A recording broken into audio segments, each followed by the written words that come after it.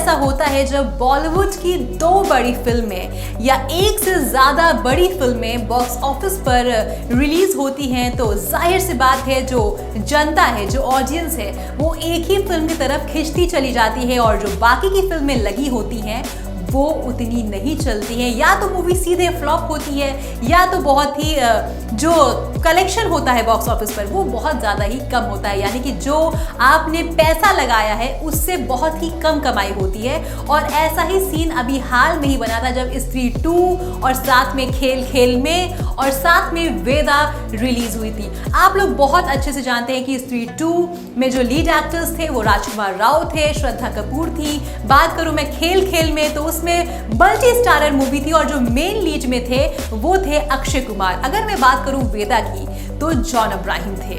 और इन तीनों ही मूवी का जो जॉनर था वो वाकई बहुत डिफरेंट था और तीनों ही मूवी क्योंकि मैंने देखी है और बहुत अलग तरह की मूवी थी। और मैं कह सकती हूँ कि अगर अक्षय कुमार की फिल्म ने डेट बदल दी होती तो शायद उनकी फिल्म चल जाती, क्योंकि वाकई गजब की मूवी है खेल खेल में। लेकिन उसका जो टक्कर हुआ बॉक्स ऑफिस पर वो हुआ स्त्री 2 के साथ और साथ में हुआ वेदा के साथ। इस वजह से वो मूवी जो है नहीं चल पाई और बॉक्स ऑफिस पर उतनी कमाई भी नहीं कर पाई जितना इस मूवी को बनाने में पैसा लगा था। तो ये बहुत ही अफसोस की बात है और ऐसे में मुझे लगता है पर्सनल लेवल पर कि जो मेकर्स होते हैं उन्हें इस पर विचार करना चाहिए और उन्हें अपनी रिलीज डेट को पोस्टपोन करना चाहिए या फिर प्रीपोन कर लेना चाहिए, कुछ करना चाहिए ताकि कमाई पर किसी भी तरह का बॉक्स ऑफिस पर इम्पैक्ट ना पड़े। और अब एक बार फिर से कुछ ऐसा ही होने जा रहा है दिवाली के मौके पर। जी हाँ, मैं बात कर रही हूँ कार्तिक आर्यन की भूल भुलैया 3 के बारे में और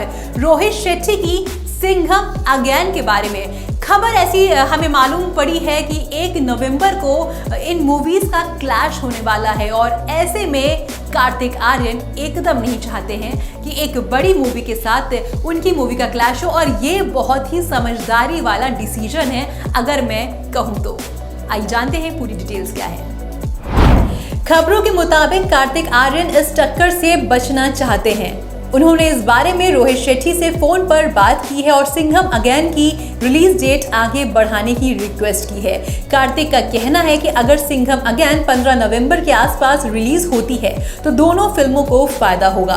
अगर दोनों फिल्में साथ में रिलीज हुई तो बॉक्स ऑफिस पर नुकसान हो सकता है। रिपोर्ट्स की माने तो रोहित शेट्टी ने कहा है कि वो इस पर सोचकर फैसला करेंगे। वहीं सिंघम अगेन एक बड़ी बजट की फिल्म है, इसलिए इसके मेकर्स भी सोच समझकर कदम उठाना चाहते हैं।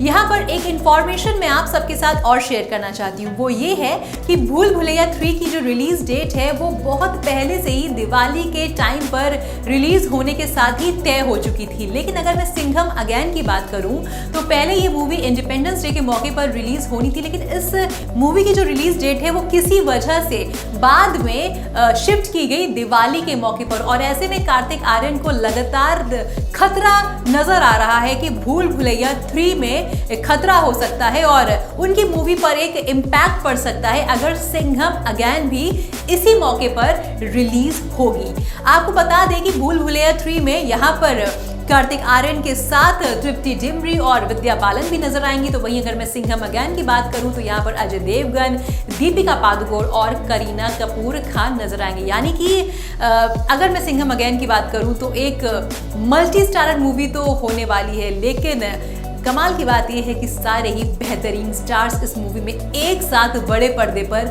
नजर आएंगे। तो वही मैं अगर बात करूं भूल भुलैया 3 की तो जिस तरीके से भूल भुलैया 1 और भूल भुलैया 2 जिस तरीके से इसका वही हाल रहा है जो स्त्री का रहा है, जैसे कि स्त्री 1 बहुत ही फेमस हुई थी, अब स्त्री 2 आ चुकी है, वैसा ही हाल भूल भुलैया का भी है। पहला पार्ट दूसरा पार्ट इतना पसंद किया गया कि अब तीसरा पार्ट लेकर मेकर्स आ रहे हैं। तो ऐसे में कोई ज़रूरी नहीं है कि खतरा रहे भूल भुलैया के लिए, कहा ये भी जा सकता है, हो सकता हो सिंघम अगेन के लिए खतरा रहे।